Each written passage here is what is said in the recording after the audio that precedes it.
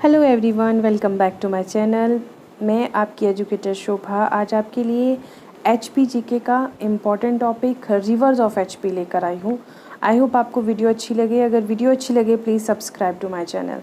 तो सबसे पहले आज हम जितने भी आपके एचपी के कॉम्पिटिटिव एग्ज़ाम हैं उनके पॉइंट ऑफ व्यू से जो हमारा फर्स्ट टॉपिक रहता है वो रहता है रिवर्स ऑफ एचपी। तो हम लोग आज सबसे पहले मेन 5 जो रिवर्स है यमुना, सतलुज, व्यास, रावी और चिनाब, इसके बारे में डिस्कस करेंगे। तो सबसे पहले हम डिस्कस करते हैं जो आपका रिवर्स हैं उनके क्वेश्चंस में आपके पास आता है कि उसका वैदिक और संस्कृत नेम, कि इस नदी को वैदिक में क्या कहते हैं और संस्कृत में क्या कहते हैं। तो चलिए शुरू करते हैं। सबसे पहले यमुना को आप याद रखोगे कि कालिंदी, शॉर्टकट कैसे याद रखोगे कि यमुना काली है इसीलिए इसका नाम क्या रखा है, कालिंदी रखा है। ठीक है। तो सतलुज में अब वैदिक में कैसे याद रखोगे, जैसे वैदिक में दी है ना, तो सतलुज में शतुद्री बना दो। ठीक है, क्या बना दो, शतुद्री, इसमें लास्ट में द्री लगेगा बस, बाकी फिर संस्कृत में शतुद्रु हो गया। व्यास में, संस्कृत का तो आप इजीली याद रख लोगे, संस्कृत में व्यास, विपाशा, कैसे याद रखोगे, व्यास का विपाशा। और ये याद रखना है विपाशा की बहन है अर्जिकिया, विपाशा की बहन क्या है, अर्जिकिया, वो उसका वैदिक नेम बन जाएगा। फिर रावी का रॉ, परुशानी में भी रॉ है और इरावती में भी। तो याद रखना है जब आप संस्कृत से बनाओगे तो इरावती बन जाएगा और वैदिक से बनाओगे तो परुशानी बन जाएगा। सिर्फ आपको याद किसका रखना है, चिनाब का। वैसे चिनाब में 9 है तो स्किनी में लास्ट में भी 9 है, तो इस तरह से भी आपका चिनाब का भी याद रह सकता है। तो एक बार फिर से देख लीजिए, यमुना काली है और साथ में एक और चीज़, यमुना कालिंद पर्वत से निकलती है इसीलिए भी इसका नाम कालिंदी रखा है, वैदिक नाम। सतलुज है शतुद्री और शतुद्रु, और व्यास से अर्जिकिया और विपाशा, रावी, परुशानी और इरावती, चिनाब का असिकिनी। ठीक है, आई होप इतना आपको शॉर्टकट समझ आ गया होगा। सिर्फ आपको अस्किनी और अर्जिकिया दो थोड़ी सी डिफरेंट है, बाकी आपका नेम सारा रिवर के नेम के साथ मैचिंग है। ओके, तो चलिए अब हम इसका उद्गम स्थान, कि ये रिवर कहाँ से निकलती है वो डिस्कस करते हैं। सबसे पहले सतलुज है। सतलुज आपकी जो मानसरोवर झील है उसके साथ में राकस ताल से निकलती है। कहाँ से निकलती है, राकस ताल से। आपको याद रखना है कि तिब्बत के राकस ताल से ये निकलती है। फिर और हमें हिमाचल में कहाँ से प्रवेश करती है, शिपकिला दर्रे से ये हिमाचल में प्रवेश कर जाती है। फिर आपका चिनाब है, चंद्र और भागा 2 रिवर है, वो बारालाछा दर्रे से निकलती है और तांडी नामक स्थान पे दोनों मिलके क्या बना देती है, चिनाब बना देती है। फिर यमुना है, यमुना आपका यमुनोत्री से निकलती है। कहाँ से निकलती है, उत्तराखंड से निकलती है। और आपकी जो व्यास रिवर है वो रोहतांग दर्रे से निकलती है। रावी का कैसे याद रखना है, बड़ा बंगाल का, ये बड़ा बंगाल आपका कहाँ है, कांगड़ा में है।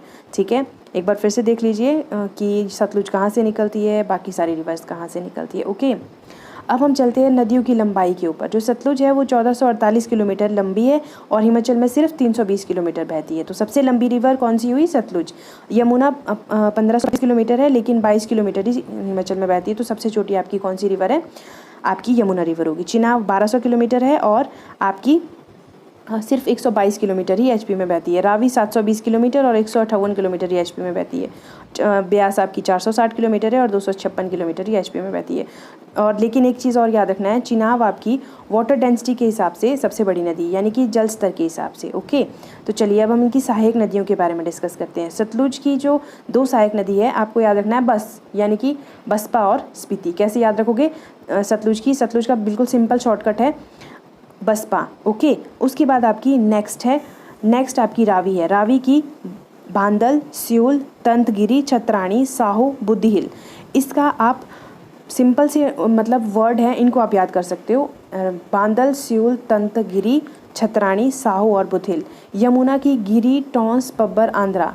गिरी, टॉन्स, पब्बर, आंध्रा, मतलब एक तरह से ये याद रखना है कि कुछ चीज़ गिरी है कहाँ पे, टॉन्स में, पब्बर और आंध्रा भी साथ में गिर के। ठीक है, व्यास कैसे याद रखोगे, बौ से, पहले बौ से शुरू कर देना, बौ से 2 है, बनेर, बाणगंगा, सेंज, पार्वती, लूनी और तीर्थन। चंद्र और भागा 2 इजी याद रखने के लिए चिनाब की। ठीक है, सतलुज की कैसे याद रखना है, बस, और रावी के लिए बांदल, स्यूल, तंतगिरी, छत्राणी, साहो, बुद्धिहिल, और यमुना गिरी, टॉन्स, पब्बर, आंध्रा।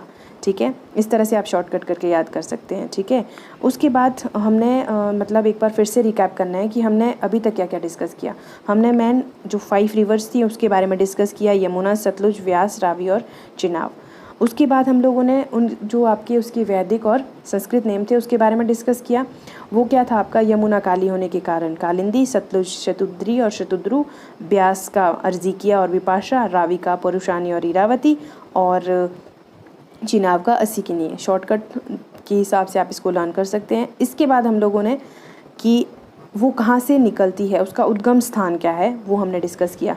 तो सतलुज निकलती है आपकी राकसताल तिब्बत से, यानी कि मानसरोवर के पास से, और चिनाब निकलती है बारालाचा से। चंद्राव और भागा मिलकर चिनाब का निर्माण कहाँ करती है, तांडी नामक स्थान पे। यमुना यमुनोत्री उत्तराखंड, और व्यास आपकी रोहतांग दर्रा, रावी आपकी बड़ा बंगाल कांगड़ा। ठीक है, अब जब आपका उद्गम स्थल हो गया, उसके बाद आपको ये पता होना चाहिए कि हिमाचल में जो नदी बहती है उसकी लंबाई कितनी है।